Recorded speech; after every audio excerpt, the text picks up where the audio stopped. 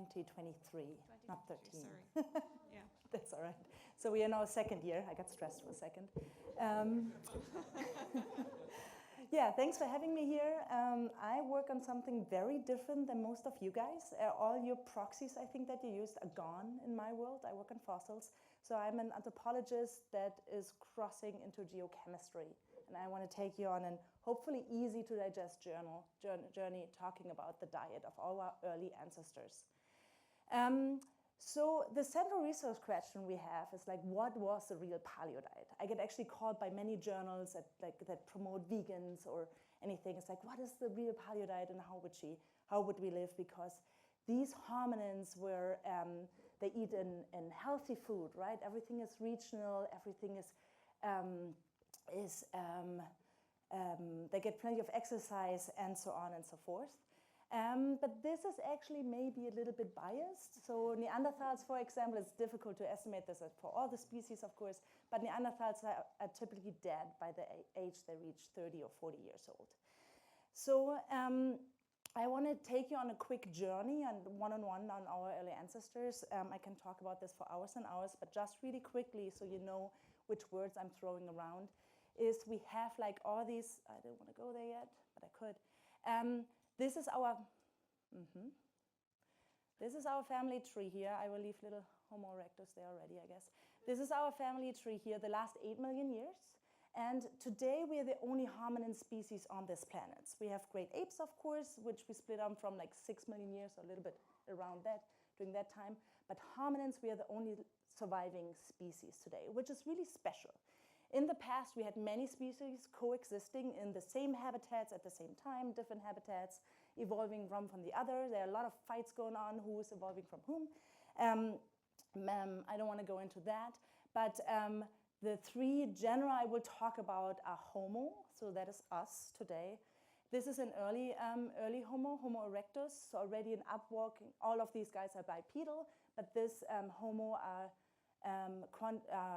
usually quite gracile, looking very similar to us anatomically, very straight walk, long legs, quite gracile, made for running. Then we have Australopithecus. The most famous member is probably Australopithecus afarensis, which is Lucy from Ethiopia, like a bit over 3 million years old. Still ape-like, long arms, upright walking, as I said, but a little bit, ape-like, quite small. So this is to scale, these two guys are to scale, so it's very different and quite a lot more robust. And then we have our weird cousin, as I like to call him, Pantopus. Not many postcranial is discovered, so I only show the skull here. A huge, very robust, small in size, but very robust and bulky hominin. A huge crest, for example, on the skull with big muscle attached, huge chewing teeth. So all of this shows that these individuals or these different genera and species probably behave differently, which I think is linked mostly to diet and environment, of course, but also diet. So I cleaned this up a little bit. This is now the last 5 million years, and according to when these species were present on Earth. And you see the lot of overlap with us ending here quite lonely on this planet. To reconstruct diet, we have a lot of indirect evidence for change of diets in the last 4 million years. I want to just quickly walk you through this. One is the gut size. So of course, guts no soft tissue mineralizes, so we don't have fossilized guts. We can have some coprolites or fossilized feces, for example, but that's the best we can do. But if we just look at the different torsos and the different structures of these hominins, there is an indicator that Australopithecus, Lucy, the early hominin, had very different gut size compared to Homo, us today, or early Homo, which today is much shorter, much smaller. And this indicates we have a different digestive system, a different organization of the gut, and which is probably indicating quality richer food with more proteins, for example. Another big thing that indicates indirectly a change of diet is the brain size. I even have that in my title, and I just quickly want to talk about this. So here again, we have the same hominins again. This here I point out Australopithecus, always in pink in my talk. I really like pink, and I will talk about this, this genus quite a lot. Us up here with Neanderthals, quite big in brain. So Lucy had about 1/3 of the brain size that we have today. This is reconstructed on skull caps that were found, on imprints, negatives basically we also have on skulls with quite some error bars. But if we look at this in general, we see an increase in the last 2 million years to today in brain size, which is quite dramatic. It looks like Australopithecus and also Paranthropus didn't do that much, a little bit in increase. Also data is very scarce there, of course. The farther back in time we go, the less we find. And we have some outliers here. There's the hobbit, for example, from Flores, which is a very small individual. But if we average it by body size, for example, we see a dramatic increase in brain size. Brains are 2% of our body mass, roughly, and need about 20% of our energy. So to fuel this very expensive tissue, more is needed than probably just low-quality food that one would find on a savanna, especially in the dry season. I will talk about this a bit more. And then another indicator for that is also indirect, of course, for dietary change are tools. So tools has been found. The oldest tool is about 2.5 million years old from Ethiopia. From Kenya, I'm sorry. Oldest cut marks from Ethiopia, even a little bit older. So that means we have fossilized bones with marks on them, where we think that stone tools were used to cut bones off the meat, probably to eat it. As I said, there's a lot of probably, again, indirect, but there's a lot of evidence, if we all pile this up together, that the onset of hominin meat consumption probably started 3 to 4 million years ago, maybe, and then increased over time in all of these different species that I summed up here behind the big dark bar. So this was what has been known until a few years ago. The gold standard to reconstruct animal resource use or meat is nitrogen isotopes. So this is, I work with stable isotopes, and I don't want to go into detail, but this is a very simplified food chain, basically food web, based on stable isotopes. One of them is carbon isotopes, so 13 versus 12C. And this has been done for 50 years in tooth enamel, in fossils dating back to many, many million years. In Africa, that basically means lower delta-13C values indicate a more browsing diet, so trees and scrubs, while higher delta-13C values indicates that the individual ate more grassy material in Africa, but also here in Australia, actually. But I want to talk about nitrogen isotopes mostly, so the difference between the ratio between 15 and 14N nitrogen, delta-15N. And very simply put is that with every step in the food chain, the delta-15N values increases by like 3 to 5 per mil. Just we excrete, of course, with urine, sweat, feces, you name it. We excrete light isotopes, we keep the heavy one, and we get higher and higher in the delta-15N position. So very simply put is higher values means higher in the food chain. This can be really extreme, for example, in the marine food chain, just because the food chain is so much longer. In terrestrial, we usually have three levels, from plant to the first consumers to the carnivores, the second consumers, usually. So this delta-15N value has been measured in bone and dentin collagen since the 90s, I think, with the big papers out, which measure delta-15N in fossils, as I like to call them. Maybe I call them subfossils soon.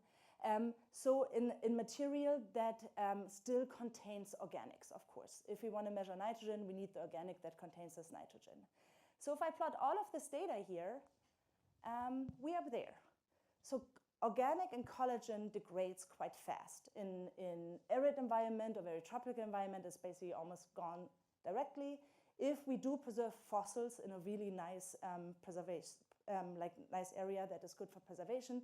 If we're really lucky, we can go back. I think the oldest is 300,000 years old, and they took a whole long bone off of horse in permafrost, degraded the whole thing, milled the whole thing up and measured a lot, and then got to a result. If we believe it or not, is a different thing. Doesn't really matter for me, even if we would go back to 300,000 years. I'm talking about millions here. So we needed a new tool to measure this gold standard, the delta 15N values in fossils somehow. And this takes me to tooth enamel. I don't know where the thing is. To tooth enamel. So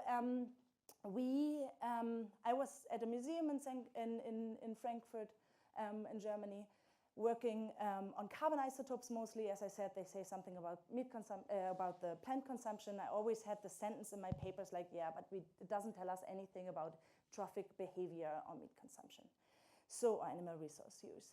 So then Alfredo Martinez Garcia from the Max Planck Institute in Chemistry, for Chemistry in Mainz, he runs a lab where he analyzes delta 15N in material that has very little nitrogen and very little organics in general. And he gets to it in a very interesting method where we basically clean the material and then we feed it to the nitrifying bacteria that then produce N2O gas, which we have little vials that we hook up to our mass spec, and we measure the delta 15N of this N2O. I always say we measure bacteria farts on a daily basis to have our delta 15N value. So he did this already together with the Princeton University for quite a few years. The first papers were out in 2016. So I arrived with my tooth enamel and was like, I think this should work. And because the method actually was working quite well for many other materials, we just had to tweak it a little bit. But by 2000, like I arrived in 19, in 21, we had it established that we have a method now where we can measure delta 15N in tooth enamel, modern and fossil. We started out with feeding experiments and then also with writing quite boring papers about the lion ate the antelope and not the other way around, but yay, it works. Now we're going back to dinosaurs, actually. Not very exciting in a way. T-Rex was a carnivore. We show this now, but it also shows how many steps in a food chain there are. And also for dinosaurs, it looks like a short food chain and not, as some people proposed, having a small carnivore eaten by a bigger one, eaten by a bigger one. So it's a cool study on the side. So now we have this method for tooth enamel, so we can expand this graph to, well, I made it stop there because my graph stops, but it looks like we can do it pretty much all over through time. So now it's difficult to get hominin fossil teeth. As you could imagine, walking with a dental drill in a collection is not really wanted. So it takes some time to get hominin teeth. But we did. Whenever I saw your talks and saw like thousands of data points, I was like, wow, we have 7. And 7 is huge in my world. So we have 7 Australopithecines from Sterkfontein, member 4 in South Africa. It's one of the big, like the cradle of humankind close to Johannesburg, a cave that has fossils from like 4 million years all the way to almost modern. And I want to show you that data from member 4, which is about 3.5 million years ago. So I have this here as a little example. Again, you see the delta 13C versus the delta 15N. And you see a nice separation between all of these different groups. So we have our carnivores here, our browsers here, generalists, as I call the monkeys, basically, and then Australopithecus afarensis down here. And we see that these Australopithecines, Africanos, sorry, I said afarensis, do not overlap with these carnivores. So they overlap greatly with herbivores. So it looks like they have a plant-based diet. And they show actually quite a big of a dietary niche isotopically. So it shows also these different individuals, 7 individuals, ate very different food, but probably not included much animal resources. If we look at later Stone Age hunter-gatherers, so a few thousand years old hunter-gatherers, they plot up there. They are always very close to carnivores. That's also about how you get your protein. The delta 15N is influenced more by animal protein than other material. So they plot up there. So one of the questions that still remains is, which genera started to consume meat? Was that actually an evolutionary advantage to have animal resource use in our evolutionary trait, basically? And who did it?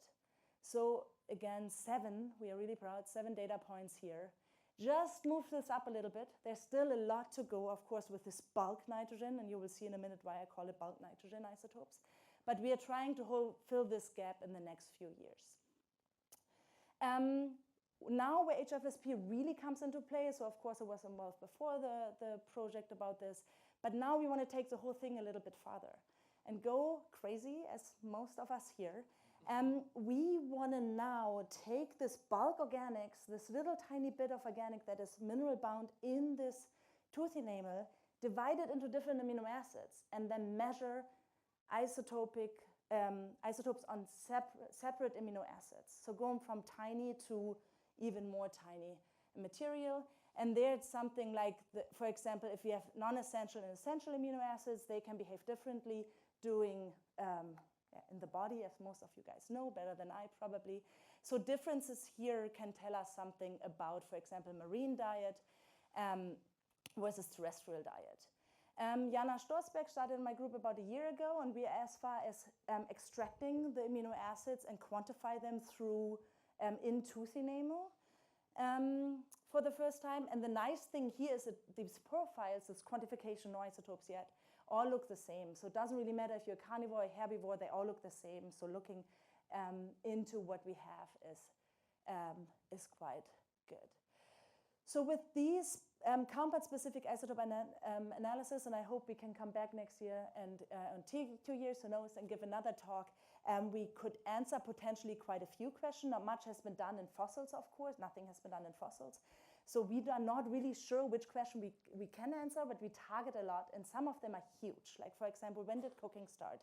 Because heating up food degrades amino acids in a different way. Or is it pureed versus fresh meat consumption can make a difference in those isotopes, which sounds boring, but hunting or scavenger, huge thing, of course. So yes, some of these. I, of course, didn't do this alone.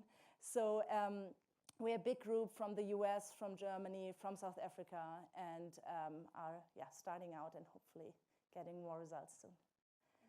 Thank you.